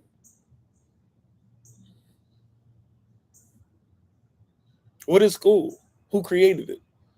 What are your modern schools based off of? Why are you still doing what Thomas Jefferson them told you to do? You talk about the Bible is antiquated. You still teaching what Thomas Jefferson told you. Thomas Jefferson and others, not just him by himself, but he was a big part of it. They came up with a system where they said, yo, look, we'll go ahead and create a whole bunch of different types of school. What are we going to do? Because it used to be in education, you were responsible for teaching your own children.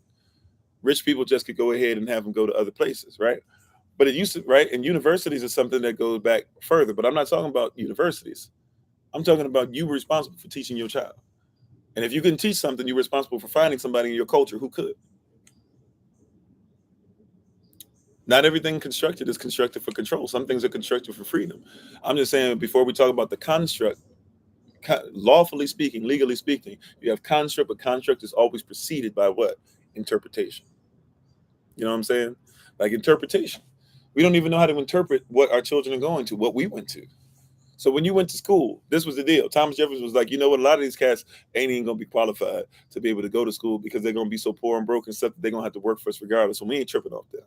He said, then there's another level. We'll call it elementary learning. They ain't really going to get paid that much more, if anything more at all. But at least they'll be able to say they went to school. They'll put themselves in another class. They'll fight against each other. Said after that, we'll have something called secondary. Now we have a junior or a middle school in there, right? Something like that. But he said, and some of your middle schools are just attached to the high school. So it's still just secondary school. But he said, we'll have a secondary school. They can get another level. They ain't really going to get paid much in the elementary. But, you know, it'll be another class and there'll be people that can manage stuff on the lower level. They said from there, we already got people that get bachelors. Now you got people that are associated with associates. They're associated to the bachelors. But back then, we'll have men, right, that we send to school, and these men will be able to get an education, white men, right, and they'll be able to get an education. We'll call it a bachelor's. And a lot of bachelors were paid off. So a lot of people didn't even attend or didn't care about the classes, didn't do anything. They walked around the university, did whatever they want. And after 1 year, sometimes 2 years, sometimes 4 years, some of them went to school 12 years. Remember Copernicus, who literally gave you the cosmology of why you think the solar system looks the way it is? He was walking around around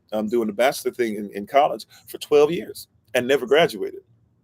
He never graduated, but he wrote this whole thing on how you think the universe works, right? Then you go from there, you have what's called, wait, what? You have a bachelor's degree, then you have a master's degree. What is a master? A master is a teacher. So if you can master it, you can teach it. So if you master the social construct, you can teach it. Then when you go above that, you have a doctorate. You can doctor it. You can write it out. You think doctor means healer. But if you go to a hospital, the doctor never says he can cure what you have. He never says he can heal what you have. Matter of fact, he's never supposed to tell you he can cure anything. She's never supposed to tell you they can cure anything. They're here to do what? Write stuff out. Let's write this prescription out. We don't even know the word prescribe. The word prescribe, if somebody prescribes you something, it literally means to separate you. So they were like, why are they separating all these people and making them go in this room and quarantine and this and that? That's what doctors do. They write things out to prescribe to get you there, right? They practice, right? It's a practice. They are practitioners, and they don't practice healing. They don't practice curing. They practice prescribing. They practice separation. That is what a doctor is. That is interpretation. I'm not giving you anything you can't look up. These are definitions. Define it, as people like to say. I said, my wife said, you can't talk about conscious without the person who constructed it, the cultural context, right? If somebody constructs a building, if we construct a building today, you better give me a blueprint. Somebody has to construct the blueprint before they construct the building. You're critiquing the building. Why are you talking about the building? But not realizing, no, I'm critiquing the blueprint. That's why the building is falling apart. I'm putting too much money into trying to keep the building together. I'm just going to go ahead and let that building fall. We'll go ahead and use a better blueprint to be able to make sure that we can make sure it stands forever. You said you were just saying the same thing, arguing with your family about homeschool for 3 years. Yeah. You see what I'm saying? Like this is interpretation. Stop looking for construction. Yeah. Yeah. Race is a social construct. A society is real. So a real society constructed what you're in. You got to ask yourself how to interpret what was originally constructed. When you find that out, now you start breaking away from it. You know the reason why okay. Please forgive me. Please don't get upset with me. I know even some of the people that come on here faithfully and loyally and all that stuff. Y'all know I have love for y'all, right? So even some of y'all probably gonna get frustrated with what I'm saying, but I'm just trying to give some truth. I'm trying to be in the spirit right now. Okay. I love y'all too much to not give y'all game. All right. You think the reason why your child is not homeschooled is because you don't have time. The reason why your child is not homeschooled is because that you were raised in school.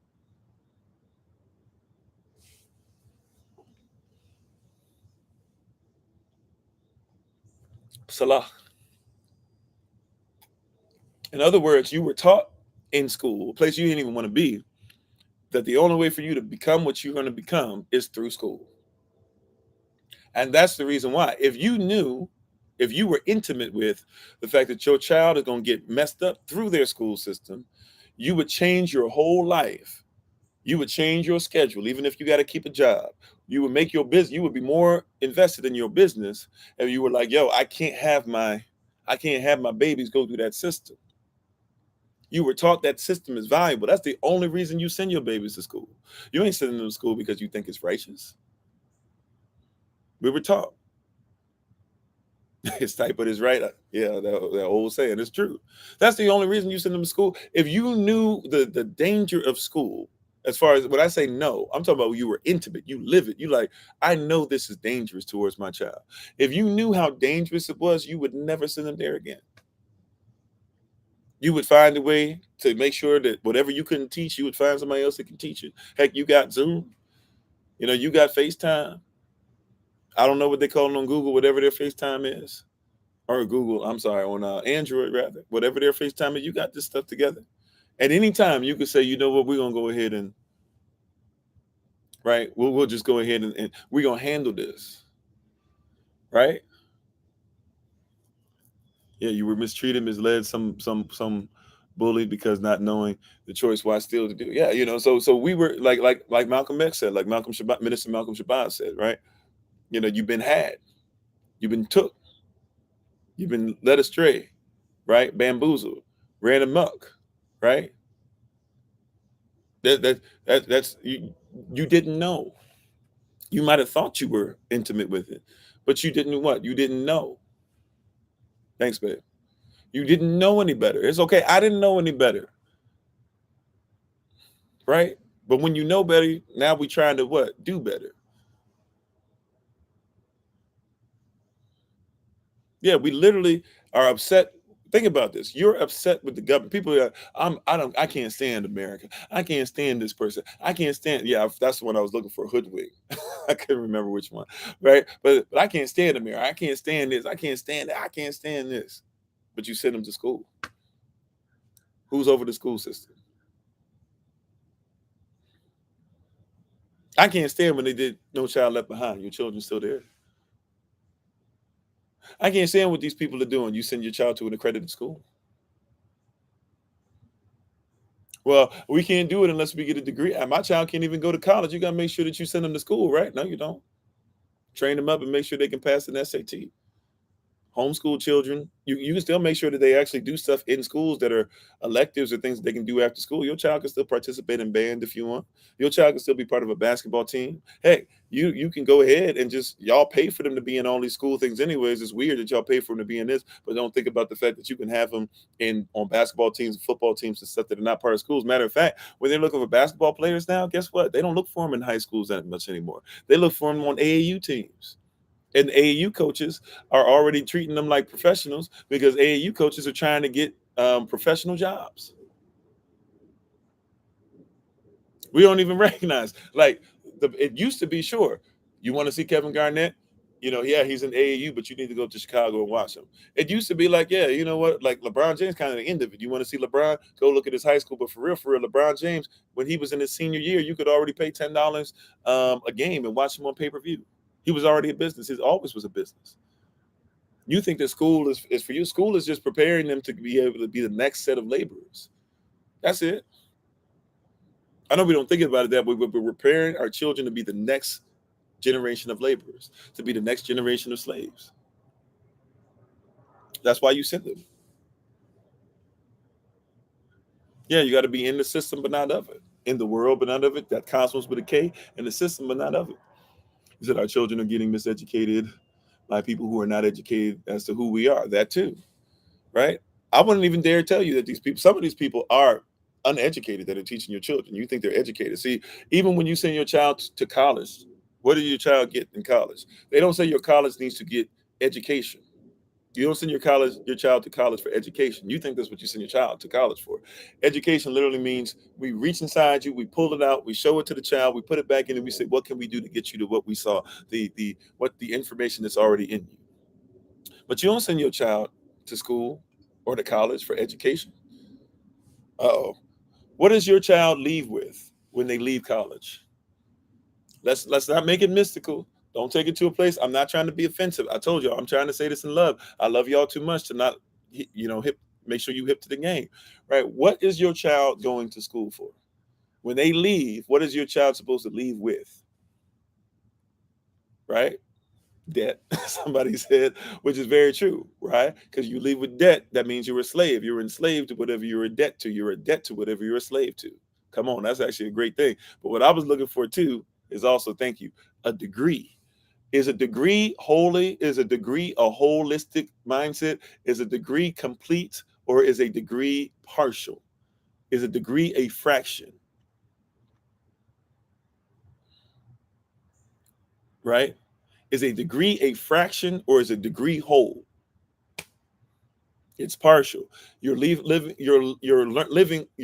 with a degree.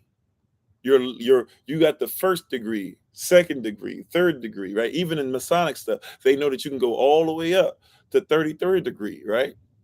And some of them pay to get up to 33rd degree. They don't even learn either, right? But even the Masonic people that you talk about, they even have a comprehension. See, they're dealing in law. Even if you disagree with what they're trying to ultimately get to in their vision, they still are dealing with law. We have people that are bragging and have it posted all over the place. And no shade, I don't try to post I don't even know where my stuff is for real, because it doesn't really affect me, right? It doesn't really, for what I do, is not something that I really care about, right? It's not something that makes me who I am, right? It's not a bona fide for me. But we got people All the degrees, 17 degrees, more degrees than the thermometer, posted all over the place to tell you, see, I know what I'm talking about. You just got a degree of knowledge. That's it.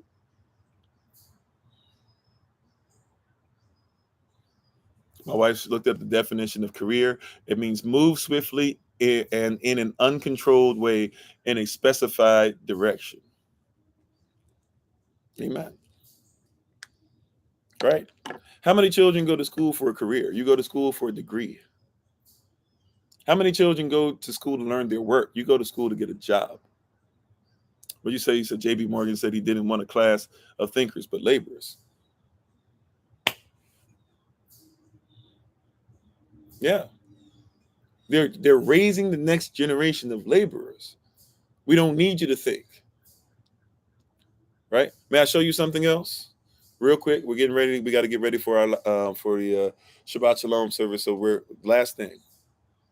How many of you have ever been to an amusement park? Many of us, if not all of us, probably have been to an amusement park. Yeah, that's why you have a clock and recess and a bell. Yeah, they're training you, right? They even do that in prison. It's the same like in prison, right? I've been there, done that, right? Or jail. I didn't do prison, but in jail. You go to jail, guess what? Recess. If y'all are, if you're just like in school, if you're good little boys and girls, you can go to recess, right? We'll give you food, stuff that you don't even want to eat, but we'll give you food. They training you, right? But if you ever been to an amusement park, the word amusement literally is talking amuse, right? Mint is just basically talking about, you know, where you're at or status of where you're at or whatever, right? But muse is to think. Muse means to think. I'm using my mind. I'm using my brain. I'm using the spirit, pneumatical thought, psychologically, etc. My soul. So muse is to think. Amuse is the opposite of thinking, right? Netflix and chill is when you have two people come together and use something to distract them from the fact that they probably shouldn't be laying down with each other in a second. It's for your amusement. When you go to an amusement park, you don't have to think. They give you a map, they give you this, they give you that, and they say just run around, spend your money. It's money you don't even have a lot of times. A lot of us don't even budget for this stuff. But just go here, go there, right? Doesn't matter if it's Six Flags, doesn't matter if it's Paramount, Kings Dominion, it doesn't matter if it's Disney World, Disneyland, whatever places you want to come out, Hershey's Park, et cetera, et cetera. It don't really matter where you at, right? It doesn't matter if you're going for amusement, if you're going to a Hilton, Wonderland, whatever they call their biggest hotel spots or whatever. It's amusement. You're not supposed to think. And a lot of us have been trained to go through stuff. But here's the problem. It takes more work to be stupid than it does to be intelligent. You said that's what he said, Rockefeller beefing over how to set the education system. Yeah. And Rockefeller and JP Morgan and all them, by the way, that's just the next level of people who took what Jefferson and others did and said, we're going to take it to the next level. Right? We have a degree of knowledge. A degree. What'd you say, baby? A degree, a small piece of the pie, yeah, of a circle. Right? We have a degree of it. That's it. Right? Like, for example, if something is 90 degrees, right? It still ain't the same as 180. If it's 180, it ain't the same as 270. If it's 270, it ain't the same as 360. Right? Like, you got to be whole, but we're bragging over degrees. And when we beef with each other, even in diaspora, we beefing over degrees. Well, if you knew about my struggle, if you knew what the black woman struggle, if you knew what the black man struggle, if you knew what it was to be a Moor, if you knew what it was to be a sovereign, if you knew what it is, we haggling over degrees, y'all. Why? Whose interpretation are you going off of? In our culture, we shouldn't be worried about degrees. That's why you're unhappy, because you're trying to force a degree, right? Don't worry about if somebody doesn't like the degree. Be whole. If somebody wants to argue over a degree, if you watch this, I could be wrong. It's okay. I'm trying to be holistic. So I know holistically I got a lot of stuff going on. But if somebody catches something in the degree, I can humble myself, because you know what? I need that part of the degree. I need that degree to be correct, because I'm trying to be 360. I ain't worried about one. right? And I'm not even saying I'm at 360, but I'm trying to get to 360. Perfection is 360. I'm trying to be able to look all around me and be able to say this whole thing is on point. Hallelujah. Okay. We got to get ready. I can keep on going. I'm excited about this. Who knows? Maybe we can continue this or whatever. I know we got other questions left. We really only dealt with one question, but that one question probably answered a bunch. Actually, we did erase a couple other questions off the board today. So thank y'all. Appreciate you. We got to get ready for our Shabbat Shalom service on the podcast, 10 a.m. Eastern New York time. If you're watching this on YouTube and you want to be part of what we're going on, we don't have your information as far as to send you the link for the Zoom link for what's going to be happening. For the 4 hours of power at 4 o'clock p.m. Eastern New York time on Zoom. Please just go on YouTube. It's in look in the description box. The Zoom link is in there. We sent out the Google Calendar invite. If you don't have it for whatever reason, if you can't get on YouTube or if you don't have it, or I'll even try to put it on. Actually, we put it on Facebook too. We put the link on Facebook. We put the link on YouTube. I need to go on the podcast, so maybe I'll do a special thing just on the podcast and try to fit the link in on the podcast for you to be able to click on it there. So 4 o'clock p.m. Eastern New York time, and pretty much until, like I say, 4 to 9. Should be 4 to 9. We're gonna have 4 hour breakdowns of stuff. In the middle of the breakdowns, we'll have a 15-minute a 15-minute break in between each hour, so you can go ahead, stretch out some, do whatever. And we're thankful and grateful for you guys for being on, and we're just gonna get it in. It's gonna be kind of this, but on Zoom and very focused. And we're hoping that you're gonna come out greater than that, greater than what you are, because you're already great. We're just praying that you come out greater and something be there for you. I'm not sure if we'll record this or not. Maybe we will and try to put it on Patreon. We'll see if we can set that up. Right, we probably can. But thank y'all once again for being on. Thank you, thank you, thank you, thank you. I appreciate you. Also, and yeah. So no SOC meeting today. We're gonna go right into Shabbat Shalom service on the podcast, and then we're gonna come back for the 4 hours of power later on. So thank you. Oh, that's what I was trying to remember, brothers. We will not be having our men's meeting at 7 because of 4 hours of power. But please, brothers, be on about 6:30 p.m. If you can't be on for the whole thing, be on about 6:30 p.m. Eastern New York time today, and that way you can go ahead and partake in something that'll be specifically for the men at 6:30. Okay. So thank y'all. We appreciate you. We honor you. Don't forget, those of you that are in Florida, we're gonna be there next weekend, especially on Saturday, where we're going to spend a whole chunk of time just with each other. So we look forward to seeing you guys if you're down in that southern Florida area, or if you're close enough where you might be able to travel a little bit to be able to say hello to us and spend some time and chop it up a little bit. We're thankful and grateful to be able to do so. Thank you so much. We appreciate the King and Queen in each and every one of you. Even if you're not living inside that kingdom or queendom yet, we appreciate the potential King and Queen in each and every one of you. Whether I planted something today or somebody else waters something in the future, at the end of the day, Yahweh's coming. Elohim's coming. He's going to give the increase. Thank you so much. Please check out my wife once again, the Honorable Amma, on TikTok, YouTube, or website, and Pinterest at Bloom and Flourish, not A&D, the letter N, Bloom and Flourish. Go to the website to find out more information about all the classes that we have coming up for the third semester, which will be I think the week that starts the 26th, that Monday, so coming up pretty soon. So if you haven't signed up or whatever, or if you have questions, contact us. We'll set up some stuff to be able to talk. Yeah, I think that's it. Once again, did I say check out Alma stuff at Bloom and Flourish? Not A&D, the letter N. She's a healer, herbalist, chemist, and biologist by degree. And also go to the website as well to check out other people's businesses as well. All right. Thank you. We appreciate you. Let's get ready for this podcast. Thank you so much. We honor you. And as always, this has been Pastor Kofi, Pastor Servant to Christ, where we are always changing lives one mind at a time by being the voice of the voiceless and speaking the unspoken. And so we have the great privilege, opportunity, and responsibility of being in front of you all again.